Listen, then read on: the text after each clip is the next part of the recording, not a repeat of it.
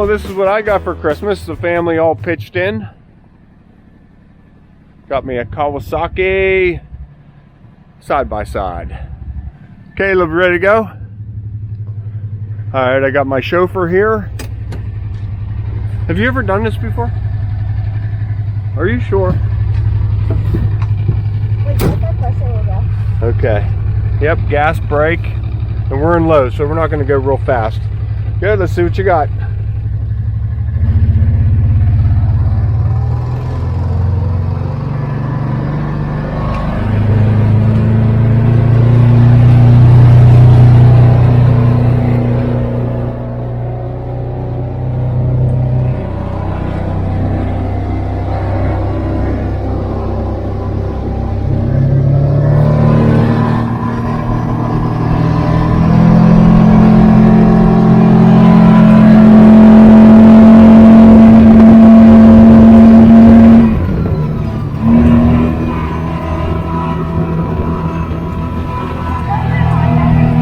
Go wherever you want. Not on the road.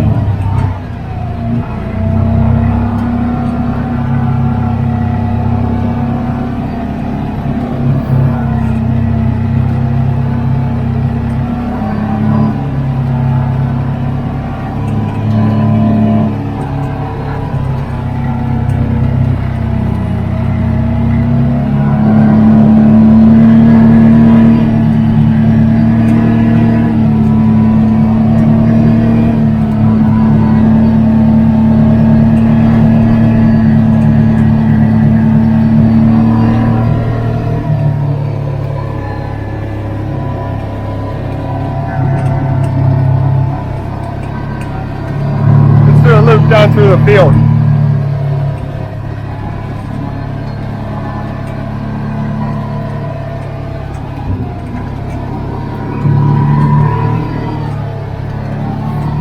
It's a little bouncy down here.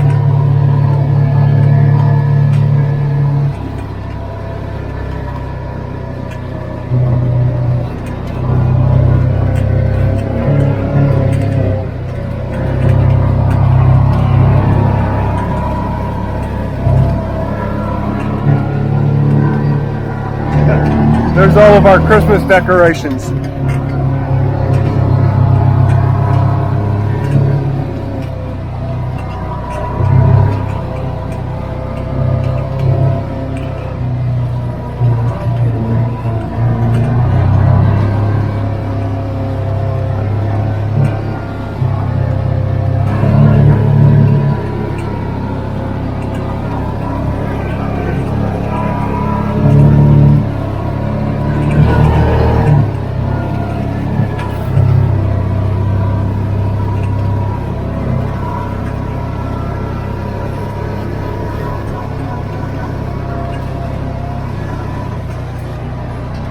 You're not going down there, are you? Okay, good. Oh, up the hill.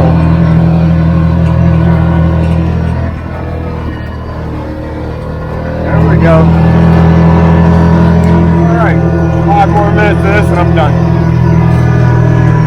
Everybody, it is that time of the year.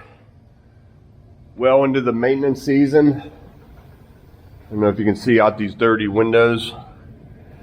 We're getting about 1 inch to 2 inches of snow every day after Christmas. It's a really nice winter for me. I know we're not even going to try and go pour concrete. Whenever we do that, if it's iffy, it's always like just a headache. You know, are we going to give the customer a good finished product? Is it going to be a problem in the spring? Are we going to make any money? So I actually enjoy this for about a month and I can get through all this maintenance. So yesterday I power washed this down and got it pretty good. Getting that undercarriage all cleaned out. Now I can give these a good grease. There's some hidden grease fittings on here that we sometimes miss through the season. So in the off season, I want to make sure I get every single grease fitting, and they all take grease. As well as I lift up the cab. You can see how nice and open this is, and really nice to work on. So I just check all the hoses, make sure nothing's leaking. Everything looks like it's supposed to be, all plugged in, no broken wires, no mice in here chewing on stuff. And I'll throw some mothballs in here. I have some rodent spray that I spray all this with, and that seems to work. They complain about the mothball smell. They say it smells like old people. But at least I don't have to fix any nibbled on wires or hoses. So this gets full of debris too. So you get gravel, rocks lodged up in here, and it'll rub on those hoses. So it's nice to make sure that's all free and clear, and you're not wearing any lines that way. Just wanted to touch on that real quick. I just brought this up to operating temperature. I'm going to go ahead and drain the oil. Check the fan belt. One of the machines was squeaking last year, you know, the belt squeak, and I can't remember which one. So 1, 2, 3, 5 screws, I can pull that off. Check the tension of that belt, and if it was this machine, that's an easy tighten. All the filters, final drive oil, and grease, and then we'll do a final clean on it and get this out of here and back on the job. So I've been working on this door, and it was going really nice, and we went away for New Year's. So I left it sit here. Like 3 days after I did the epoxy, it was still kind of tacky. So we went away for a week, came back, and it was still tacky. Look at the mess I have going on. And this door was turning out really good. I was hitting this with my palm sander over here, and it was going real good. And then when I got to this side, this was all gooey. From this web over, and I think this was my final pour, and did I not mix it good enough? I thought I did. You know, I did a long mix. They say a 5-minute mix. Now, I didn't set a timer, so when you're standing there mixing, you know, does a minute seem like 5 minutes, you know? So, boy, next time I'm setting a timer, 5-minute mix, dump into a new container, mix again, because this is all soft. So I was seeing if maybe I could just dig it off and save this door. Not happening. It's not coming off. I hit it with a torch, and it just bubbles up. It smells terrible. And then I tried it with a belt sander. It just comes up the belt instantly. I don't have a plane. I don't even know if I would want this in my planer, you know, to take this off. So I'm not done yet. I'm not going to give up on this. I'm not going to give up.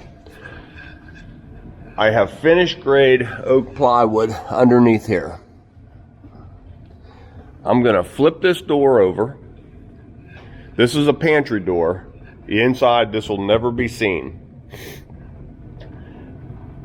So I'm going to flip this over, and I'm going to create my rivers through the bottom side. I'll just router those out and then epoxy that. And then Tom said, this is for up at my son and my daughter-in-law's house. Tom said he really didn't care if the main was epoxied. You know, epoxy this, and then we'll just polyurethane this or lacquer the wood. That way you get that more natural look and not the plasticky look. I was just trying this. Boy, if I would have stopped there, man, we'd be done and this would be hung by now. So when this turns out good, then we'll put a 1/4-inch skin on this, and you know, just grind this down and get it flat again. And I'll just put a 1/4-inch veneer skin on this, or spray paint it black, or I don't know if paint would stick to it. But we can cover it up, and just because I don't want even that facing the wall. So in a nutshell, that's what I'm faced with here. So I'm gonna, you know, work on that machine, work on this, and see if we can't move forward. Okay, on this machine you have to take this little panel off right here. Right up in here, I'm not sure if you can see that. It's the drain plug. So I just loosened it. Wish there was another way, but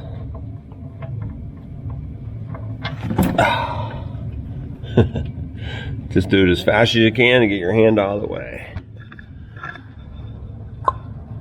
Let that drain real good. So as that's draining, I'll start doing the filters, and then I always put about a 1/2 quart of oil in the engine and let that wash some of the dirty oil out and get even more oil, dirty oil, out of the machine. A lot of people say that's a waste of oil. I think it's important to get as much dirt out of that engine as possible.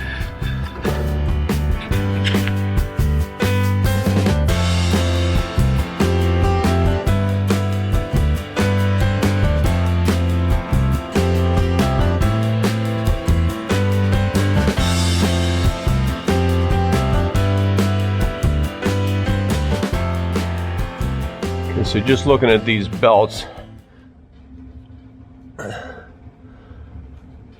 about 1 inch from all the way, you know, back and forth, that feels pretty good. You don't want them too tight. I think this machine's fine. So this has a cover over it. What used to happen was rain and snow would drip through here and land right on this belt. So Cat added a shield here to keep that dry and eliminate that problem. If that was frozen and you'd start the machine, you could rip apart that belt. So I think that's why they went ahead and add this cover. My other machine does not have that. So I like that little improvement there. Fluid level looks good. Let's see how the air cleaner looks.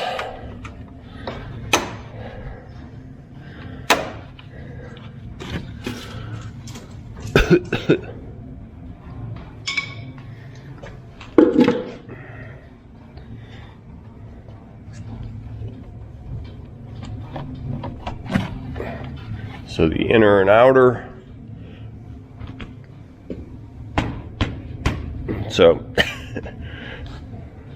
time to change it. So I'll wipe all this out. Now this one is probably clean. Nevertheless, we'll change that too. Okay, let me get this all cleaned out. Oil's done draining. Still dripping a little bit. Looking good though. Okay, what my old boss always made me do, and I agree with this 100%. Always check your part numbers to the part you're taking out. Make sure it's a match every time. Not only on the box, now open the box and recheck the part in the box. Anybody can mess up. Wrong filter in there, doesn't fit quite right. You see all the dirt. If that goes past that filter, it would kill that engine. So double check your part numbers. You know, even compare them, make sure they look the same. Okay, 110-63-31, 110-63-31. Good match, nice and clean.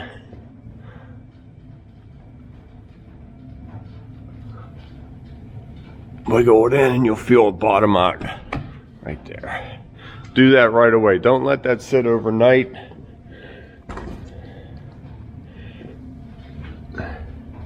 Same part number, same filter.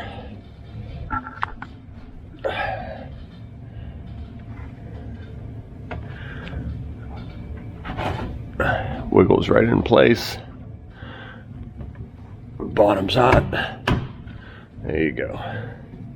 Okay, here we go. I'm gonna put about a good half a quart of oil in the engine. Right here.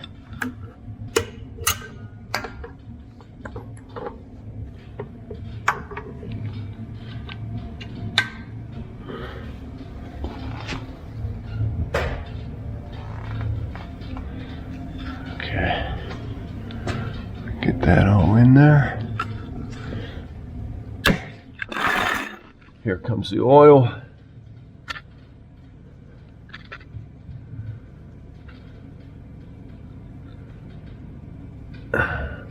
Looks a little dirty, so I think it's well wasted, or money well spent. How's that sound? That's better. Okay, let's go ahead and get that filter changed. And that is hidden right back. Where is it on this engine? Boy, if they could just put them right here, huh? How easy that would be. They're usually on this side, tucked right in here. Well, I don't want to bore you with this. There it is right there. Right behind that. Really tight to get to. I took the positive off of the battery, bent it up here, and I have this strap oil filter wrench because I can't fit anything in there. So this gets hooked to a ratchet and a strap. Maybe I'll get it off and I'll show you. And give us a turn. Then it'll slide on the filter.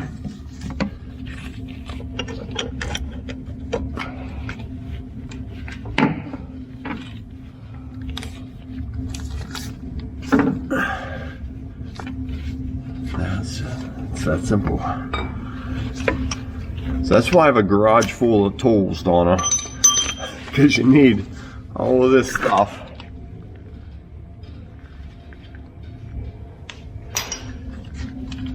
To do the different projects.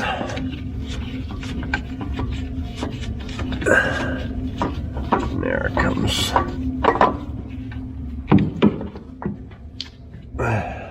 My hand's stuck. Okay, there's the filter. Okay, before the camera dies, this is this strap I got. That goes right around the filter. Then the ratchet goes in there and you twist for those tight places. Okay, matched up the oil filter numbers. It's a good match.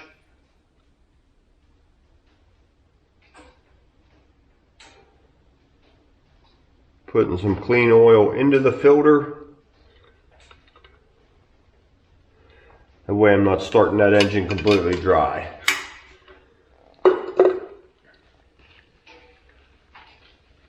Clean paper towel.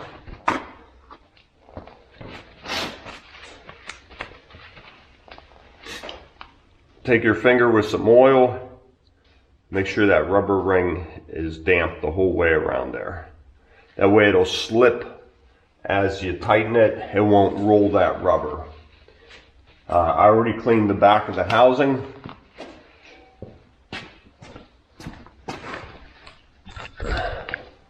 In here I wiped all that out so the back where the filter is going is nice and clean and ready for the new filter.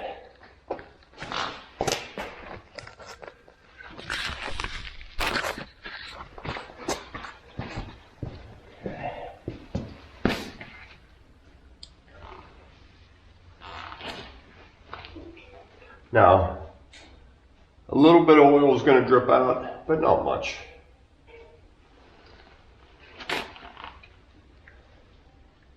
So protect it as you're putting it in there. You don't want to knock any dirt into the filter.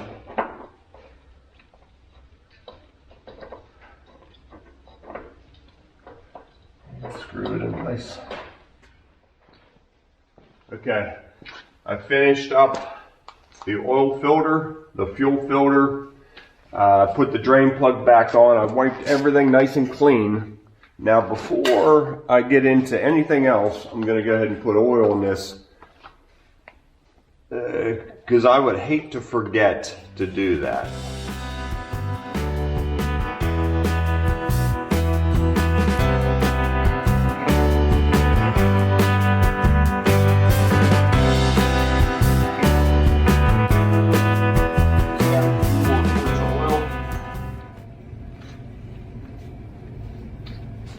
Now it's right in the middle. Now remember, the oil filter is still not completely full, so it'll go down a little bit.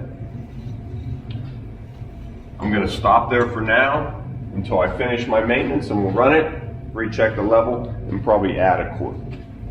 Okay, hydraulic next, final drives, and then I'll pull it back here and get out of this messy area.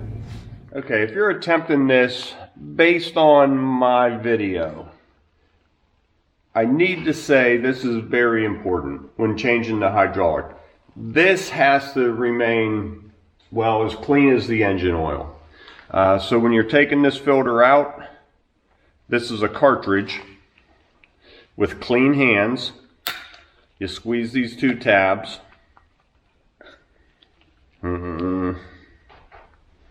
Squeeze those two tabs and this cartridge comes right out. So make sure you're clean on the bottom. I'm just going to go ahead and dump that fluid out. It doesn't even need wiped out. As long as it's clean, do this as quick as you can. Have your new filter ready to go. Put it right in place. Clip it in. Make sure that O-ring is damp with hydraulic fluid and get this right back in place.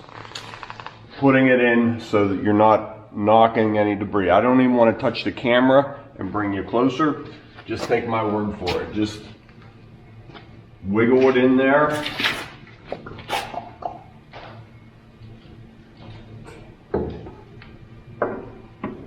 Okay. So I had it pretty tight by hand. I just got an oil filter wrench. Now I can really feel that bottom out. That's why you need so many different ones for different applications. Okay, fuel, hydraulic, air, oil, all done. Final drive. I replaced the outside cabin filter. Now I'll do the inside once I drop the canopy down. One thing I have to check on, they sent me over this screen. I don't know where that goes. So I'm sure I'll have it done by the time this video is posted, but viewers, help me out. Where does this screen go?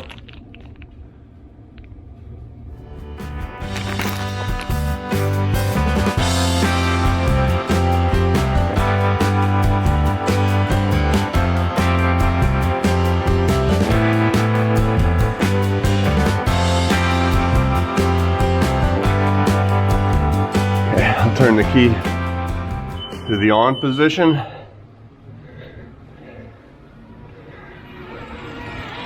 You can see it's starting to pump fuel in.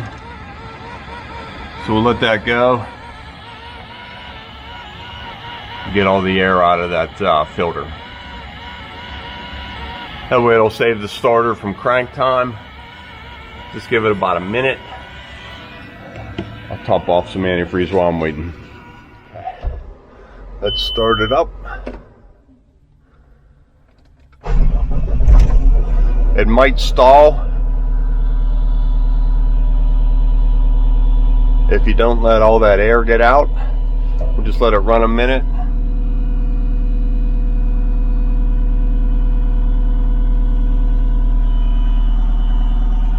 Check those fluid heights and final drive. This machine's almost done. This was an easy machine. This was one of our newest ones, so not a whole lot of stuff to do on it.